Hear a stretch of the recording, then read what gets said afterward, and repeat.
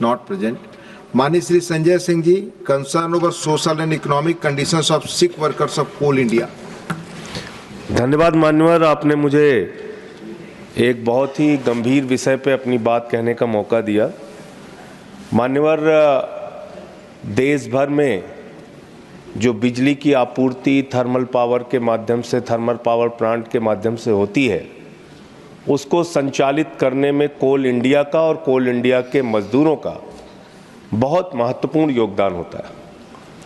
और मुझे याद है मान्यवर कि जब कोरोना का समय था, उस वक्त भी कोल इंडिया ने अपना प्रोडक्शन बंद नहीं किया और मजदूरों ने अपना जान जोखिम पे डाल के देश के अंदर बिजली की आपूर्ति बाधित ना हो, इसके लिए काम किया।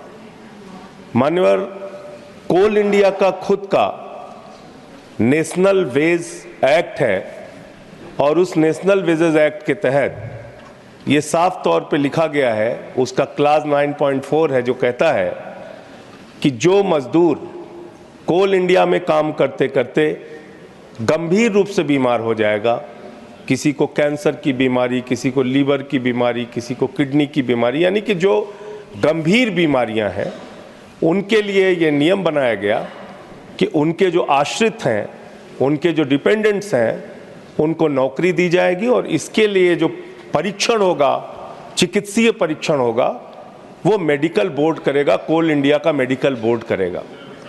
लेकिन बहुत दुर्भाग्य की बात है मान्यवर कि 18 नवंबर 2017, करीब करीब 7 साल से अधिक का समय हो गया है, आज तक वो मेडिकल बोर्ड काम ही नहीं कर रहा है। मेडिकल बोर्ड काम नहीं कर रहा मान्यवर। और वो जो मजदूर हैं, उन्होंने महामहिम राष्ट्रपति को कई बार प्रार्थना पत्र लिखा, आदरणीय प्रधानमंत्री जी को कई बार प्रार्थना पत्र लिखा, कोयला मंत्री जी को कई बार प्रार्थना पत्र लिखा। जो वहां से रिप्लाई आया वो भी संतोषजनक नहीं है, वो रिप्लाई भी उनके पास था। तो मान्यवर, मैं आपके माध्यम से सरकार से विनम्र अनुरोध करना चाहता हूं कि जब आपने वेजेस एक्ट बना रखे हैं उनके लिए, और ये नियम है कि जो लोग गंभीर रूप से बीमार होंगे, मेडिकल बोर्ड उनका चेकअप करेगा और जो उनके आश्रित हैं, जो उनके डिपेंडेंट्स हैं, उनको नौकरी दी जाएगी, तो उस मेडिकल बोर्ड को 7 साल से क्यों बंद रखा गया है, क्यों वो काम नहीं कर रहा है? पहली तो इसकी जांच होनी चाहिए और उन लोगों पे कार्रवाई होनी चाहिए।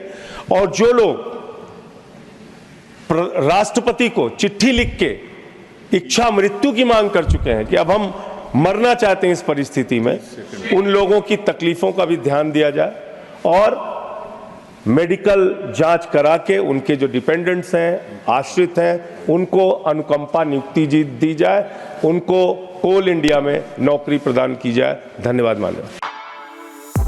For exclusive and insightful videos, subscribe to our new channel ABP Live Premium.